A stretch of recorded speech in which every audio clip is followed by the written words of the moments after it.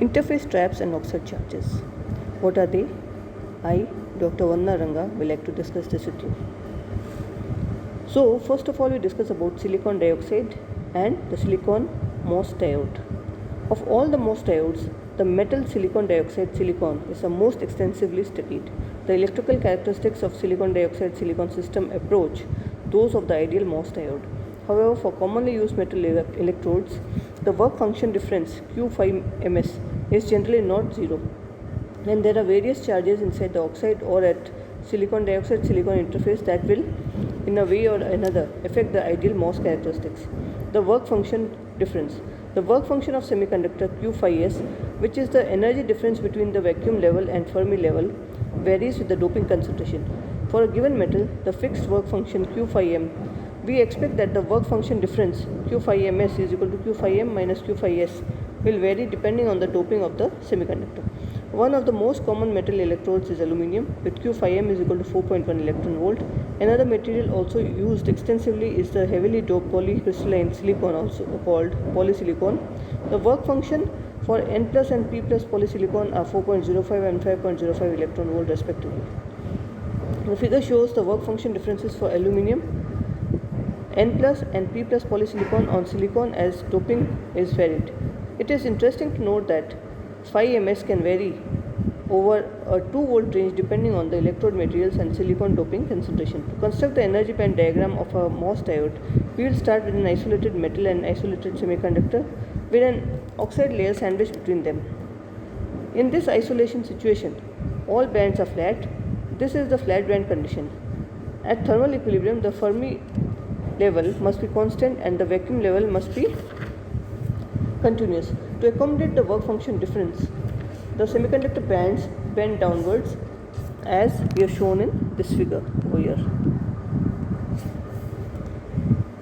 The metal is positively charged and the semiconductor surface is negatively charged at thermal equilibrium. To achieve the ideal flat band condition, we have to apply a voltage equal to the work function difference Q5ms. This corresponds exactly to the situation where we must apply a negative voltage VFP to the metal, and this voltage is called the flat band voltage. VFP is equal to 5ms. Now we discuss the interface traps and the oxide charges. In addition to the work function difference, the MOS diode is affected by charges in the oxide and traps at the silicon dioxide and silicon interface. The basic classification of these traps and charges are shown over here in this figure.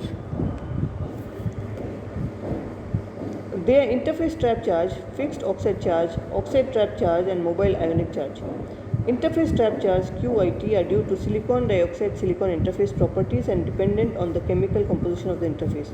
The traps are located at silicon dioxide silicon interface with energy states in the silicon forbidden band gap. The interface trap density, number of interface traps per unit area and per electron is orientation dependent. In 100 orientation, the interface trap density is about an order of magnitude smaller than that of 111 orientation. Present day MOS diodes with thermally grown silicon dioxide on silicon must have the interface trap charges passivated by low temperature about 450 degrees centigrade hydrogen annealing. The value of QIT for 100 oriented silicon can be as low as 10 to the power of 10 centimeter square inverse, with amounts to about 1 interface trap charge per 10 to the power 5 surface atoms for 111 oriented silicon. QIT is about 10 to the power 11 per centimeter square. The fixed charge QF is located within approximately 3 nanometer of the silicon dioxide silicon interface.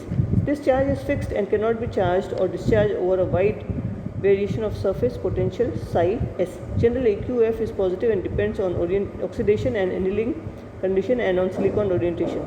It has been suggested that when the oxidation is stopped, some ionic silicon is left behind the interface. These ions, along with the uncompleted silicon bonds, that is silicon-silicon or silicon oxide bonds at the surface, may result in positive interface charge QF. QF can be regarded as a charge sheet located at the silicon dioxide silicon interface. Typical fixed oxide charge densities for the carefully treated silicon dioxide silicon interface system are about 10 to the power 10 per centimeter square for 100 surface and for about 5 into 10 to the power 10 per centimeter square for 111 surface. Because the low values of QIT and QF The 100 orientation is preferred for silicon MOSFETs. The oxide trap charges QOT are associated with defects in the silicon dioxide. These charges can be created, for example, by X-ray radiation or high energy electron bombardment. The traps are distributed inside the oxide layer. Most of the process related QOT can be removed by low temperature annealing. The mobile ionic charges QM, such as sodium or other alkali ions, are mobile within the oxide under raised temperature, that is greater than 100 degrees centigrade, and high electric field operations. Trace contamination by alkali metal ions may cause stability problems on semiconductor devices operated under high bias and high temperature conditions. Under these conditions, mobile ionic charges can move back and forth through the oxide layer and cause shifts in the CV curves along the voltage axis. Therefore, special attention must be paid for eliminating of mobile ions in device fabrication. The charges are the effective net charge per unit area in coulomb per centimeter square. We now evaluate the influence of these charges on flat band voltage. Consider a positive sheet charge per unit area Q0 within the oxide. This positive sheet charge will induce negative charge partly in metal and partly in the semiconductor, as we have shown in upper part of the figure over here.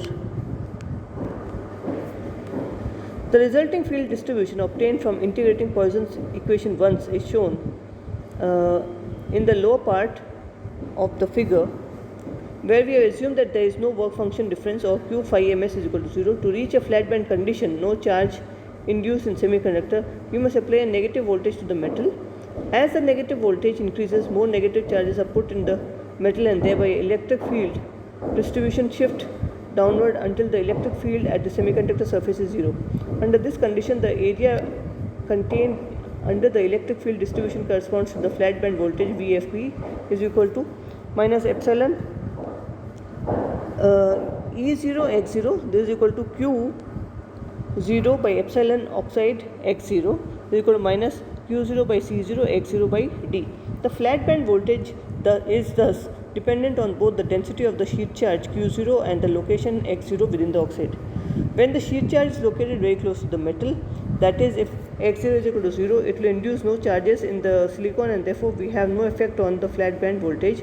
On the other hand, when Q0 is located very close to the semiconductor, X0 is equal to D, such as the flat fixed oxide charge QF, it will exert a maximum influence and give rise to flat band voltage VFB is equal to minus Q0 divided by C0 D by D. This is equal to minus Q0 by C0. For the more general case of an arbitrary space charge distribution within the oxide, the flat band voltage is given by VFB is equal to minus 1 by C0 in brackets 1 by D integral of x rho x dx in the limits 0 to D, where rho x is the volume charge density in the oxide. Once we know rho OT x, the volume charge density of our oxide trap charge, and rho m x, the volume charge density for mobile ionic charges, we can obtain QOT and QM and their corresponding contribution to the flat band voltage. QOT is equal to 1 by D integral of rho OT x dx and the limits are from 0 to D. Qm is equal to 1 by D, limits are from 0 to D, x rho m x dx. If the value of the work function difference QMS is not 0 and if the value of the interface trap charges is negligible, the experimental capacitance voltage curve will be shifted from the ideal theoretical curve by any amount. VFB is equal to phi ms minus QF plus QM plus QOT divided by C0. The curve in figure it shows the CV characteristics of an ideal MOS diode. Due to non-zero phi ms, QF, QM, QOT, the CV curve will be shifted by an amount. As we have shown over here, parallel shift of the CV curve is illustrated over here. If in addition there are large amount of interface trap charges, the charges in the interface traps will vary with surface potential. The CV curve will be displaced by an amount that itself changes with the surface potential. Therefore, this is a distorted as well as shifted because of the interface trapped charges. We now take some examples. Calculate the flat band voltage for an N plus polysilicon silicon dioxide silicon diode having Na is equal to 10 power 17 per centimeter cube and D is equal to 5 nanometers. Assume that Qt and Qm are negligible in the oxide and Qf by Q is 5 into 10 power of 11 per centimeter square. Now we talk about the solution. We know that 5 ms is minus 0.98 volt for N plus polysilicon system with Na is equal to 10 power 17 per centimeter cube. C0 is obtained like VFB is equal to 5 ms minus in brackets Qf plus Qm plus Qot bracket close divided by C0. So this gives us, if we put the values, minus 0.98 minus 1.6 into 10 power of minus 19 into 5 into 10 power of 11 divided by 6.9 into 10 power of minus 7. This comes out to be minus 1.10 volts.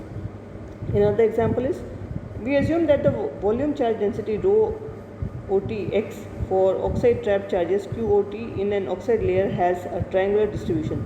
The distribution is described by the function 10 power of 18 minus 5 into 10 power of 23 into x per centimeter cube, where x is the distance from the location to the metal oxide surface. The thickness of the oxide layer is 20 nanometer. Find the change in the flat band voltage due to QOT. So we have delta VFB is equal to QOT divided by C0. This comes out to be D divided by epsilon OX into 1 by D. Integrate from x rho OT x dx, and the limits are 0 to 2 into 10 power of minus 6. So if you place the values, it comes out to be 1.6 into 10 power of minus 19 divided by 3.9 into 8.85 into 10 power of minus 14 in brackets 1 by 2 into 10 power of 18 into 2 into 10 power of minus 6 whole square minus 1 by 3 into 5 into 10 power of 23 into 2 into 10 power of minus 6 whole cube. This, when simplified, comes out to be 1.6 into 10 power of minus 19 into 2 into 10 power of 6 minus 1.33 into 10 power of 6 divided by 3.45 into 10 power of minus 13. This is equal to 0.31 volts. So this we have discussed about the interface trap charges. Thank you.